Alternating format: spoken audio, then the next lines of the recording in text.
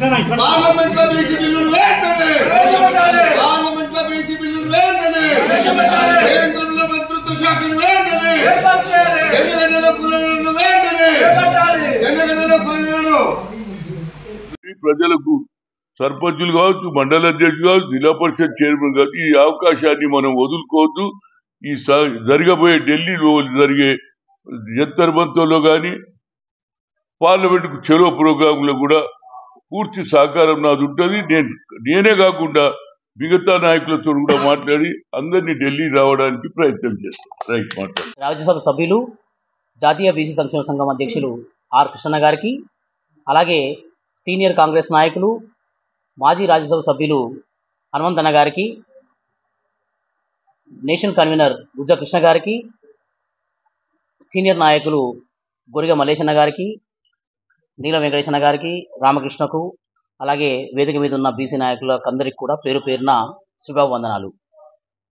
జాతీయ బీసీ సంక్షేమ సంఘం వచ్చే నెల ఆగస్టు 6వ తేదీన పార్లమెంటు ముట్టడి జంతర్ మంతర్ వద్ద మహాధర్ణ కార్యక్రమాన్ని నిర్వహిస్తున్నాం.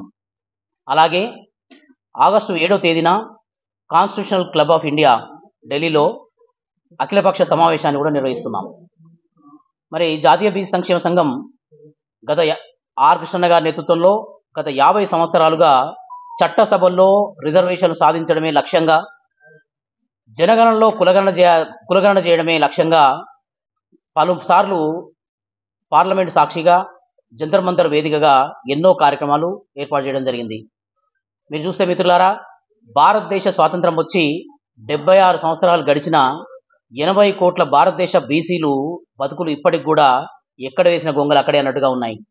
మీరు ఏ రంగం తీసుకున్నా ఆర్థిక, సామాజిక, రాజకీయ కోణాల్లో ఎటువైపు చూసినా అట్టడుగు వర్గాల్లో ఉన్నాం మనం.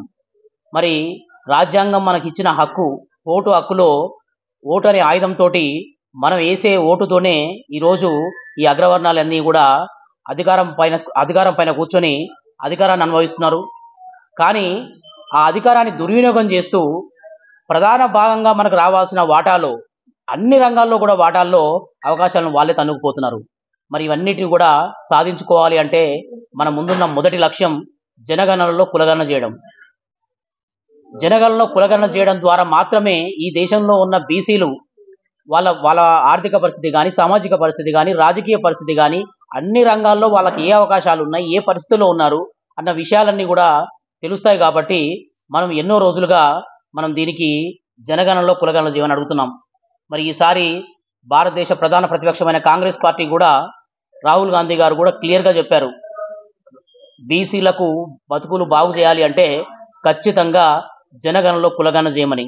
అలాగే 16 పార్టీలు, భారతదేశంలో ఉన్న 16 రాజకీయ పార్టీలు, ప్రధాన పార్టీలు కూడా జనగణనలో కులగణన చేయాలని చెప్పినాయి. కొన్ని రాష్ట్రాలు అయితే ఆయా రాష్ట్రాల అసెంబ్లీలో కూడా తీర్మానం చేసి కేంద్ర ప్రభుత్వానికి కూడా పంపించడం జరిగింది.